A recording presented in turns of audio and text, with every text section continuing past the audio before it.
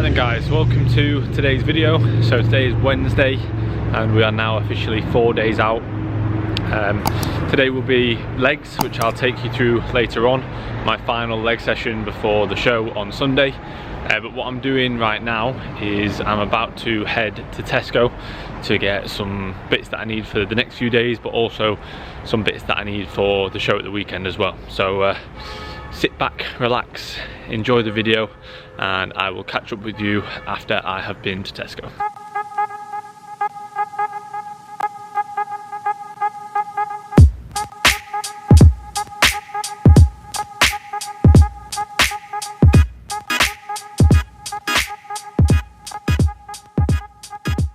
Right guys, so I'm back from Tesco now, and what I want to do, I'm not going to go through absolutely everything that I bought from Tesco, but what I am going to do is I'm going to go through the foods that have been sort of my primary food sources and options throughout the whole of prep, and then obviously these are therefore going to be the foods that I take away at the weekend, because I'm not going to change things drastically.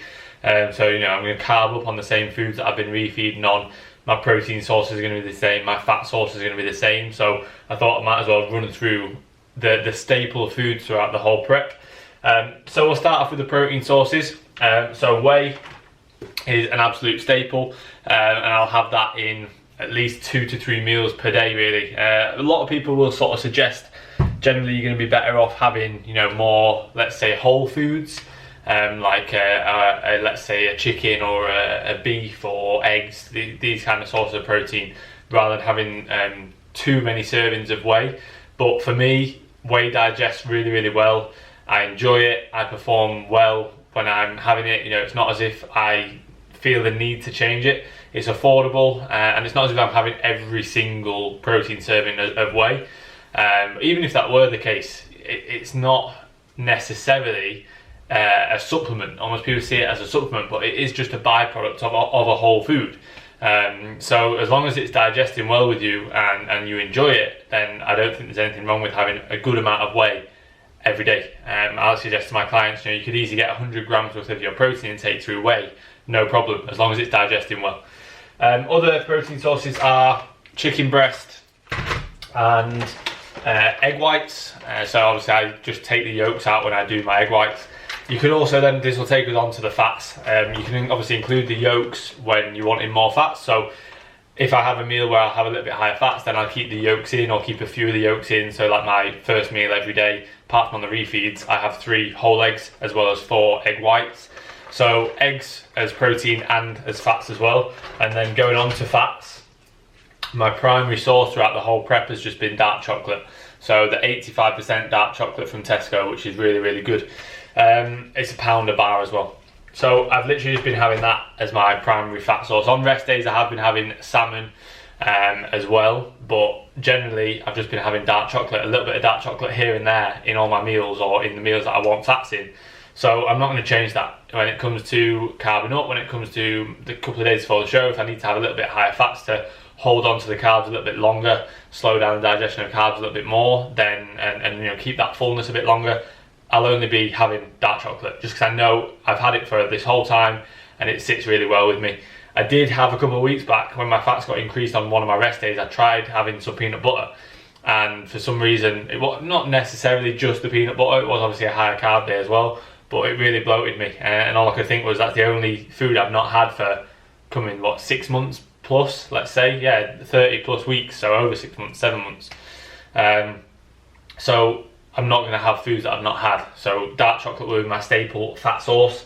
And then on to the more interesting stuff, so the carbs. So there's a little bit more options here.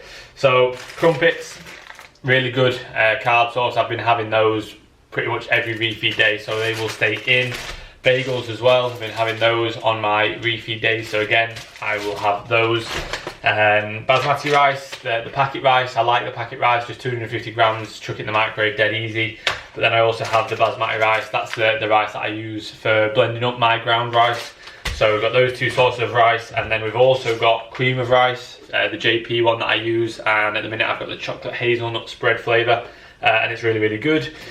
So a lot of my carb sources will be rice based, so even like Snacker Jacks rice cakes as well. They all sit really, really well with me. Rice digests amazingly with me. I feel like I could eat however much rice I wanted, and it just sits really, really well. So you'll see in tomorrow's video, a lot of my meals will be rice based. And last Thursday when I did my refeed, they were all rice based, 6 rice based meals, and they all sat really well. And then the only other thing I've got is jam. So jam will be another carb source, dead easy to get in, really low volume, and make sure, you know, again, like I say, low food volume, high amount of carbs, going to help fill you out but keep you sort of nice and tight and not too bloated, not spilling over. But I think that's everything really. They've all been the staples of the whole of prep, and therefore they will be the foods that I take away with me this weekend.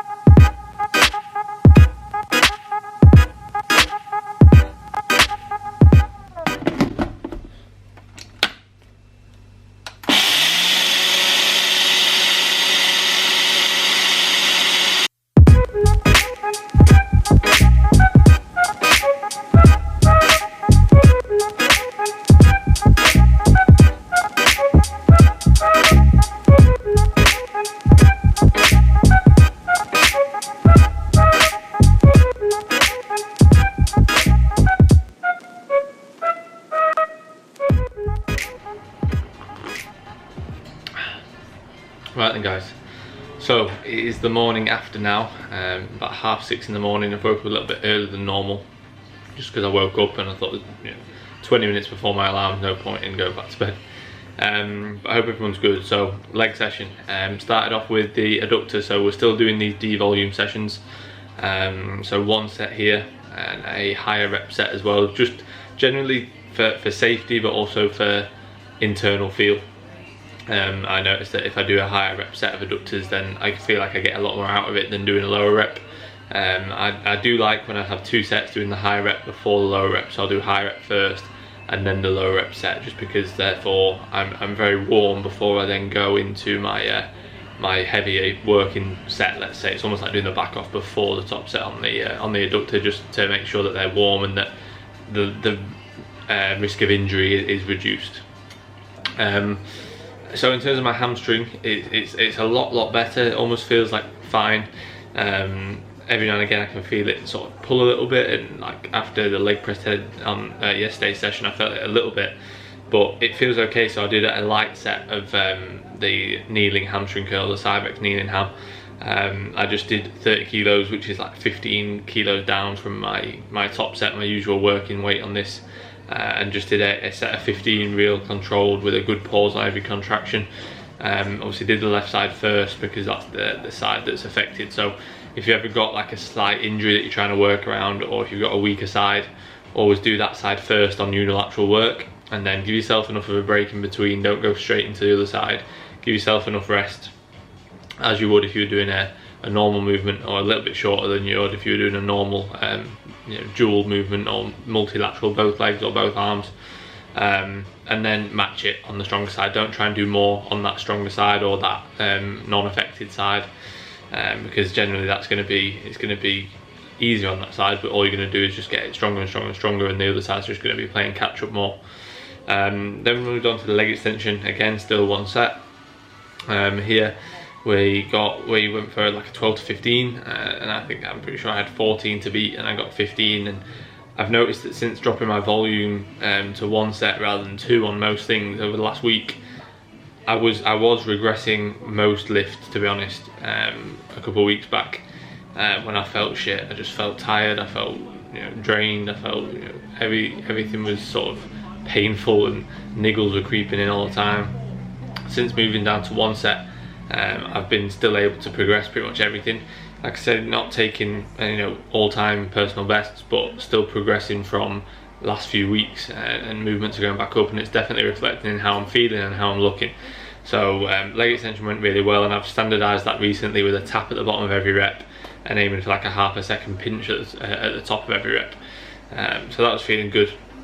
Then we moved on to the Cybex hack. So I've played around with this recently, or well, over the last however long that I've trained at Progress Works, in terms of how to load it and band it and everything like that. So we played around with the orange band around the back, and it was just like, it was way too easy. I could do 5 plates on that, and I shouldn't be doing 5 plates. Then I played around with top banding it. So basically I had the daisy chain across the bottom, 2 carabiners and 2 green bands going then around the pins, so that the resistance kicked in more so, sort of at the mid-range to the top, which again is how you want to really, that's going to match the strength profile of the quads, just like it is if you put the band on from the top to then kick in again from the middle to the bottom in terms of taking load off. Whereas if you top band it from the bottom up, it's putting load on as you go up.